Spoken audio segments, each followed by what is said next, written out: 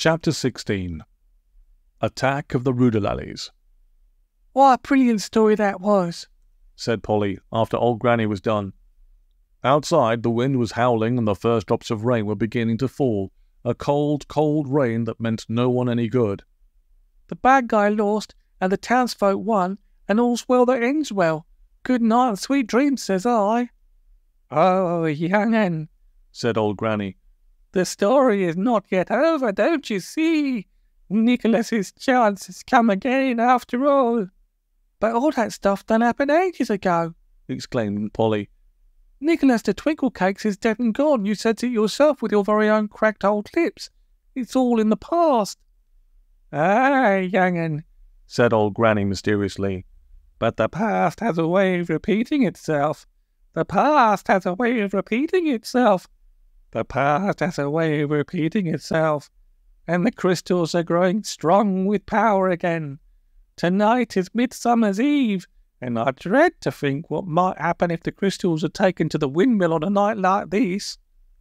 "Well, bad luck, you stupid old hassler, 'cause that's exactly where we're taking them," rasped a filthy voice, and spinning around, Polly gasped to see Mr. Gum and Billy William climbing from old Granny's fridge, eating boiled eggs as they came. The lallies had tracked them down.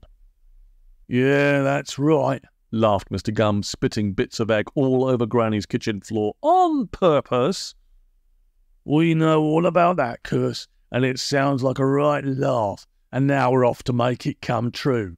"And you're coming with us," Billy William told Polly, lassoing her with a rope of cow's intestines. "You're going to watch as your beloved Lamonic Bibber burns, burns, burns." But no one had reckoned on old Granny, perhaps not even old Granny herself. Rising unsteadily from her rocking chair, she turned to address the villains. "By the forces of good and the power of low-priced sherry," in an amazing strong voice completely different from her usual worn-out croaking, "I command thee, foul lallies, be gone from this house." And in that moment, old Granny no longer looked like a shriveled-up wrinkler with strange brown spots all over her hands and a bit of a moustache when you looked up close.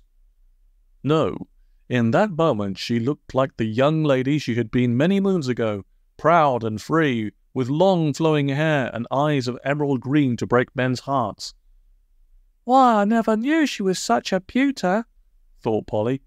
"It's breathtaking, that's what." "Begone!" cried old Granny again, advancing on Mr. Gum and Billy. "Begone, foul stinkers of the night, and—" "Oh!" she whimpered, falling to the floor as her knee gave way like old people's knees sometimes do, and with that, old Granny was a wrinkler once more, and her commanding was done. "Looks like your sherry just ran out, you interfering peppercorn," laughed Mr. Gum, kicking the empty bottle from her hand.